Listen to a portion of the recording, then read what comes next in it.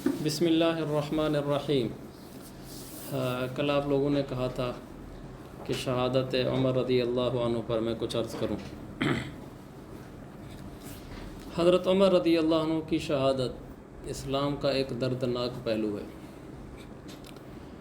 کہ اللہ تعالیٰ نے اپنے نبی کے لیے وعلیکم السلام اللہ نے سب سے ساری انسانیت میں سے عربوں کو چھانٹا،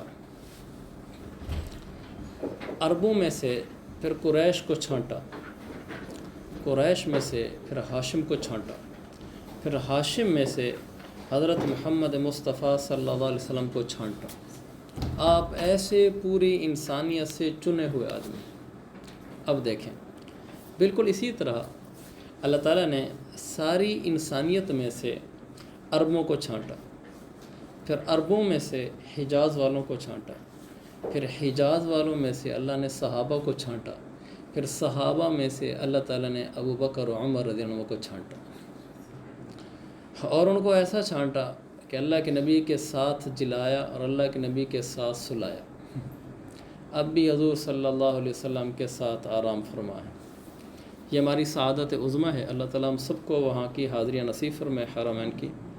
جب مدینہ طیبہ میں حاضری کے لیے پیش ہوتے ہیں، ہر مسلمان حضور صلی اللہ علیہ وسلم کو سلام پیش کرنے کے بعد اگلے ہی قدم میں سیدنا صدیق اکبر کو سلام کرتا ہے، پھر اس کے اگلے ہی قدم میں سیدنا عمر رضی اللہ عنہ کو سلام کرتا ہے، کیونکہ ان تینوں کی مبارک قبریں بالکل ساتھ ساتھ ہیں اور ان کی ایگزیکٹ نشاندہی یہ ہے کہ ان کا چہرہ مبارک کس جگہ ہے۔ آپ بھی تصویروں میں دیکھتے ہوں گے، مشہور ہے کہ مدینہ کی جالیاں، ان جالیوں میں گول دائرے بنے ہوئے ہیں، گول دائرے کے اوپر لکھا ہوا ہے ہونا السلام علی رسول اللہ علیہ السلام، کہ یہاں بالکل اس گول دائرے کی سیدھ میں حضور اقدس صلی اللہ علیہ وسلم کا چہرہ انور ہے، آپ یہاں سلام پیش کریں۔ پھر اس کے اگلے ہی قدم میں جیسے ہم آگے بڑھتے ہیں پھر گول دائرہ ہے، وہاں سیدنا ابو بکر صدیق کا نام لکھا ہوا ہے گول دائرے کے اوپر۔ اس کا مطلب یہ ہے کہ اس گول دائرے کی بالکل سیدھ میں سیدنا ابو بکر صدیق رضی اللہ عنہ کا چہرہ انور ہے آپ کی قبر میں۔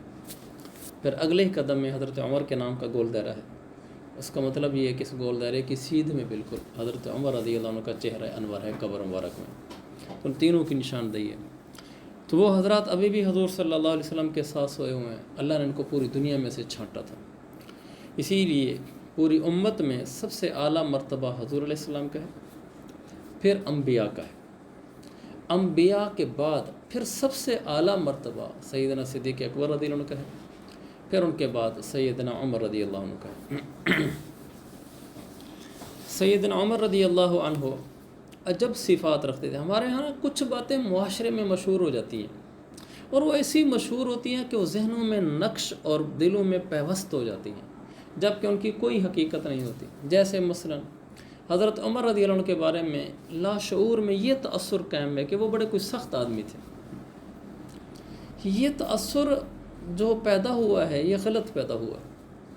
حضرت عمر رضی اللہ عنہ کی ذات، ہم نے ان کی سیرت کو چونکہ پڑھا نہیں، ان کی زندگی کو پڑھا نہیں، وہ اصول کے پابند، حضرت ابوبکر صدیق بھی پابند، لیکن چونکہ حضرت عمر رضی اللہ عنہ کے زمانے میں خلافت اسلامیہ زیادہ پھیل چکی تھی، لوگ دور دور تک اسلام سے واقف ہو چکے تھے اور ہر جگہ کا کفر حضرت عمر رضی اللہ عنہ کا نام سن کر کانپتا تھا، تو آپ کے نام کی کفر پر ایک دہشت تھی، وہ اس کی وجہ سے زیادہ بات پھیل گئی کہ عمر بہت سخت ہے۔ ورنہ مسلمانوں کے ساتھ، صحابہ کے ساتھ، تابعین کے ساتھ وہ ایسے نرم تھے کہ اللہ اکبر۔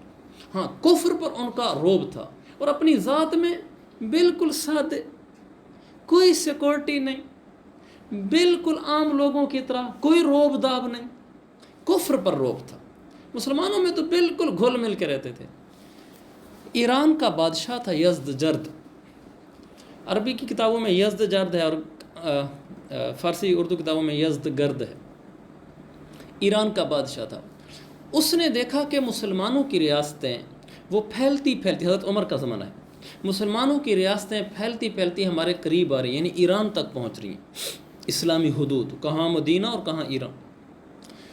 تو اس نے جب دیکھا کہ اب عمر رضی اللہ عنہ کی فوجیں اور ان کے مجاہدین ہماری طرف حرکت کر رہے ہیں، تو اس کو اپنی ریاست خطرے میں نظر آئی، تو اس کا ایک بہت ہی اعلیٰ صلاحیتوں کا حامل فوجی تھا، ہرمزان اس کا نام تھا۔ تو اس یزدجرد نے اس کو بلوایا اور کہا کہ یہ 2 صوبے ہیں، اہواز اور فارس، یہ 2 صوبے تھے، ایران ایک بڑی ریاست تھی۔ اہواز اور فارس، ان دونوں کی میں آپ کو گورنری دیتا ہوں، بس ایک کام کرنا ہے کہ تم نے عمر کی فوجوں کو روکنا ہے۔ وہ خوش ہو گیا، ایک فوجی کو 2 ریاستوں کی گورنری مل گئی۔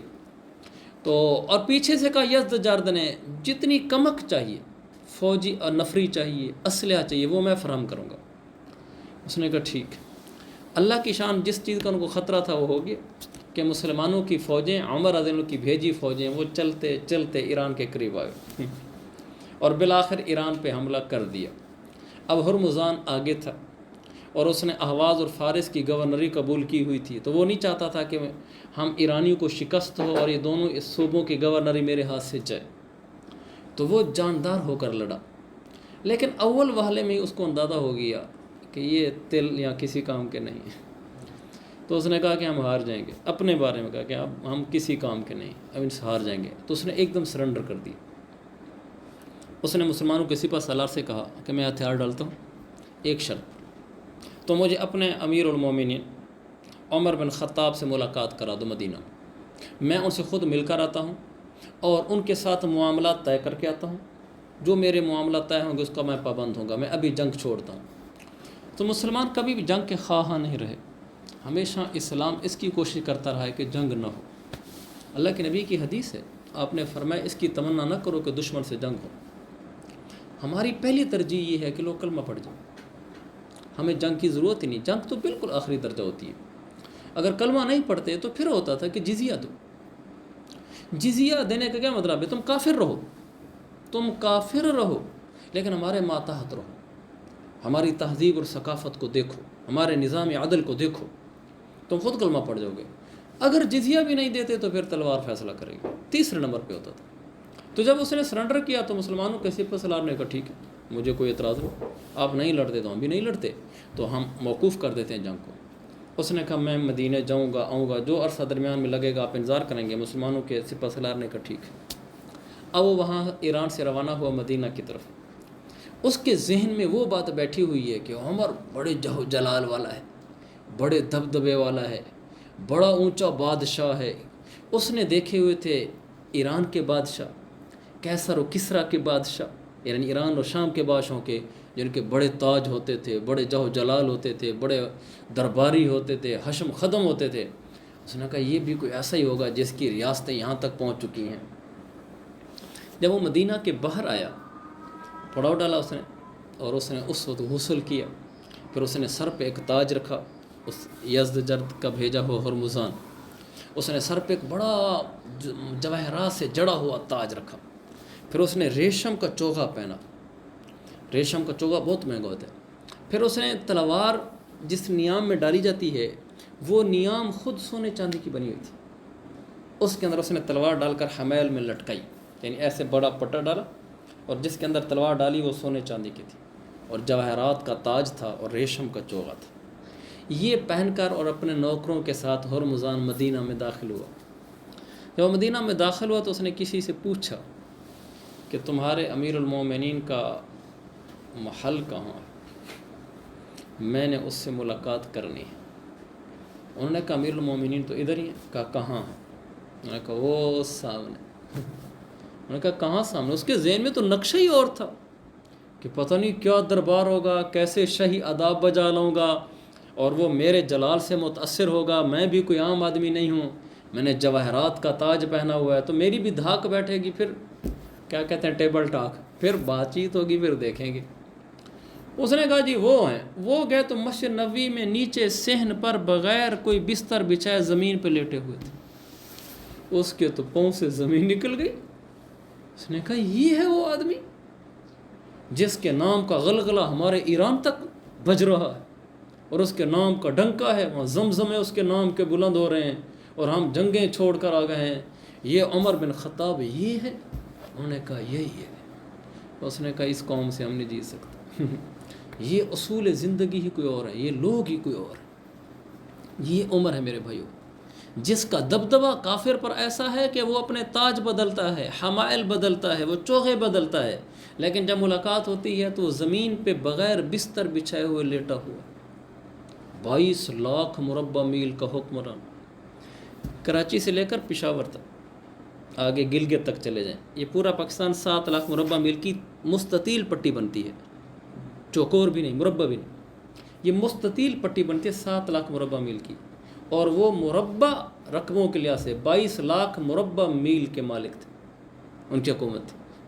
ایسے پاکستان تو ان کے اندر آ جاتے تھے، تو وہ اس سے کہیں بڑی ریاست کے مالک تھے، ہمارے پاکستان والے قابو میں نہیں آتے۔ تو آپ بتائیں جو 22 لاکھ پہ حکومت کرتا ہو، اور وہ خلافت تھی، خلافت کا مطلب آل نال ہوتا ہے، اور یہ تو جمہوریت ہے، 5 سال کی بھی مرہون منت بیچاری مشکل سے ہوتی، لیکن اتنا بڑا آدمی اور زمین پہ لیٹا ہوا تھا۔ عمر ایسا تھا، ہم حضرت عمر کو سمجھے نہیں۔ حضرت عمر آ رہے تھے، 23 ہجری میں ان کا انتقال ہوا، اختلاف ہے 23 ہجری کے آخر میں یا 24 ہجری کے پہلے ابتدا میں۔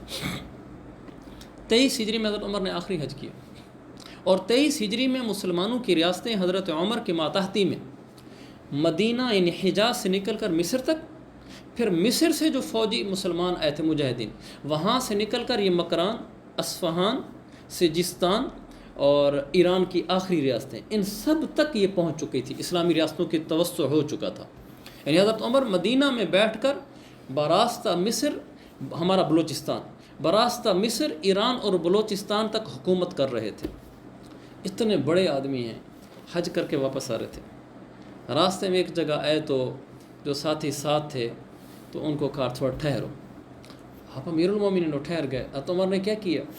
حضرت عمر نے کنکریاں اکٹھی کی، کنکریاں اکٹھی کی، اس پر چت لیٹ گئے، سیدھے لیٹ گئے، منہ آسمان کی طرف اٹھا دیا، اور پھر اللہ کے آگے ہاتھ اٹھا دے کہ اے اللہ، عمر کی عمر بہت ہو گئی ہے، 63 سال ہو گئی تھی، عمر کے قوا اعضاء کمزور ہو گئے ہیں، اب یہ ڈرتا ہے کہ جو اعمال کر بیٹھا ہے ضائع نہ کر جائے، اس کو بلا لے بس۔ ایسے عاجزانہ زمین پہ لیٹ گئے کنکریوں کے اوپر۔ آج بھی حجاز کی گرمی ایسی ہے کہ آدمی ننگے پاؤں نہیں چل سکتا، مشرق نبی کے صحن میں آدمی ننگے پاؤں نہیں چل سکتا، ممکن ہی نہیں ہے، ممکن ہی نہیں ہے۔ وہ جو پتھر لگا ہوا ہے وہ اتنا گرم ہے کہ اب بعض لوگ آتے ہیں ننگے پاؤں تو دوڑیں لگ جاتی ہیں آگے سایہ ڈھونڈنے کے لیے۔ اب یہ حال ہے، تو اس وقت جو خالص پتھر تھے تو کیسے حال ہوگا؟ تو عمر لیٹ، بالکل سادے آدمی، اور کنکریوں پر لیٹ کے اللہ کے ہاتھ جوڑ دیے۔ جب خلیفہ بنے تو ممبر پر آئے اور آ کر کہنے لگے، لوگوں میں تمہارے مال میں حقدار نہیں ہوں، بس اتنا ہوں جتنا یتیم کا سرپرست یتیم کے مال میں ہوتا ہے۔ پھر کہنے لگے میں غلط کروں تو مجھے تم سیدھا کر دیں۔ جب انتقال کا وقت آیا، شہد کی ضرورت محسوس ہے کہ میں شہد کھا لوں، کچھ افاقہ ہو جائے گا، گھر میں تھا نہیں، مسلمانوں سے اجازت لی کہ جی اگر آپ کی اجازت ہو تو میں بیت المال میں سے لے لوں شہد۔ ایسا مٹا ہوا آدمی، نماز میں آتے تھے، نماز پڑھتے پڑھتے ہچکی لگ جاتی تھی رونے سے، پھر ایسی ہچکی لگتی تھی کہ بعد دفعہ گر جاتے تھے۔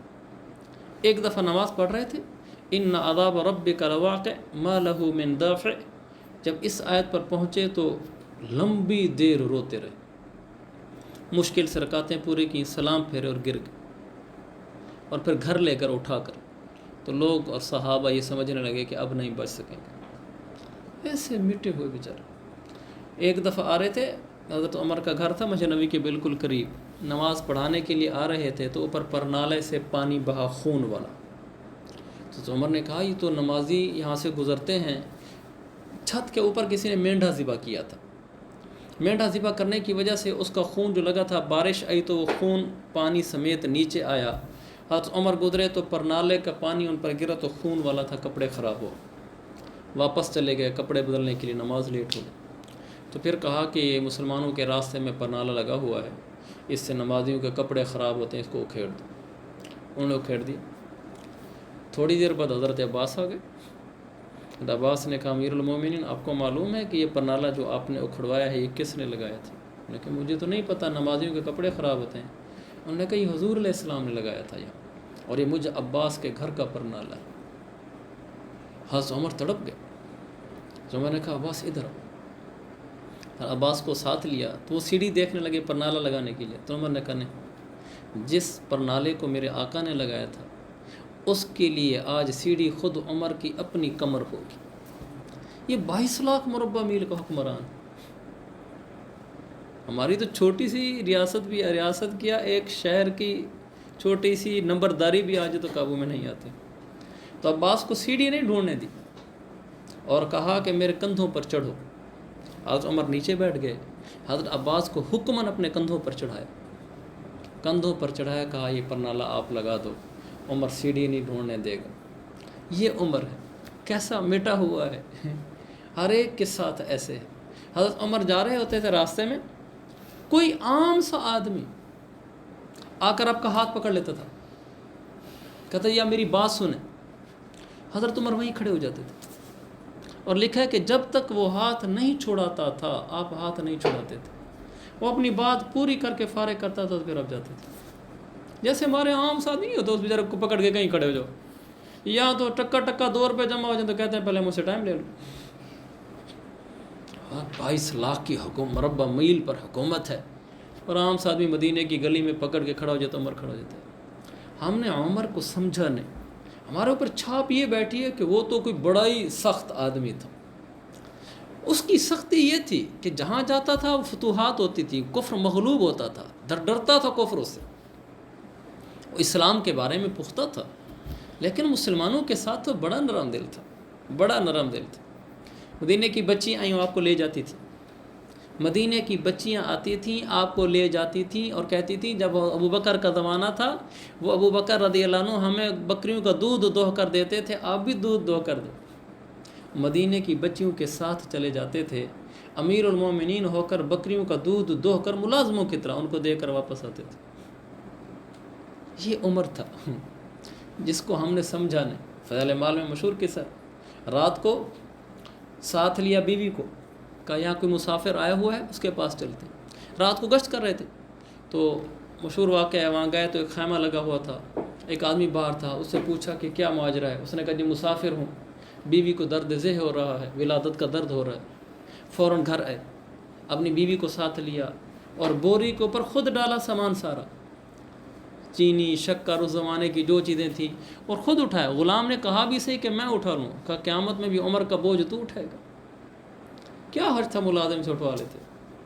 یہ عمر ہے، اتنا میٹھا ہوا شخص، بوری خود اٹھائی اور وہاں لے گئے، بیوی کو اندر بھیجا اور باہر چولہا جلایا اور دھواں مارنا شروع کر، دھوئیں کو پھونک مارنا شروع کر دی۔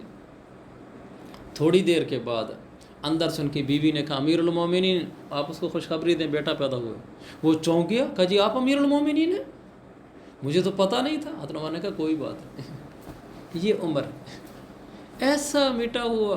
آپ مجھے بتائیں نا، ہم چھوٹے سے بھی ہو جائیں، چھوٹا سا بھی کوئی عہدہ مل جائے نا، ہم اس کو اپنی شان کے خلاف سمجھتے ہیں کہ ہم کسی کے جا کر ہنڈیا میں چمچہ چلائیں اور نیچے پھونک ماریں، اور وہ 22 لاکھ مربع میل کا حکمران ہے، اور وہ ایسے کیا ہو۔ جب قادسیہ کی جنگ ہو رہی تھی تو اس وقت ایران نے اپنی آخری طاقتیں میدان جنگ میں جھونک دی تھی، آخری طاقت۔ اس کے باوجود ادھر مسلمان بیچارے مشقت میں ہیں، چونکہ ایران کے پاس فوجی نفری زیادہ تھی، مسلمانوں کے پاس کم تھی۔ اتنی، آپ نے بھی قادسیہ کا نام سنا ہوگا، جنگ قادسیہ کا، وہ اتنی مشہور جنگ ہے کہ اگرچہ لوگوں کو وہ جنگ معلوم نہ ہو لیکن نام سنا ہوا ہے۔ اسلام کی تاریخ میں وہ ایسی جنگ ہے، وہ ایسی بلاخیز جنگ تھی کہ اس قادسیہ بہت بڑا علاقہ، اس کے اندر جب ایک علاقہ اغواس، جب اغواس کے اندر مسلمان لڑ رہے تھے، ایک دن کے اندر 10,000 رومی قتل ہوئے ایک دن میں، اور 2,000 مسلمان شہید ہوئے ایک دن کے اندر۔ 2,000 بہت بڑی تعداد ہے۔ جنگ بدر میں ٹوٹل 313، احد میں ٹوٹل 700 ہیں، اور خندق میں مسلمانوں کی بہت بڑی تعداد تھی، ٹوٹل 3,000 ہے، 2,900 ہیں۔ تو وہاں 2,000 ایک دن میں قتل ہو گئے، شہید ہو گئے، اتنی بلاخیز جنگ تھی۔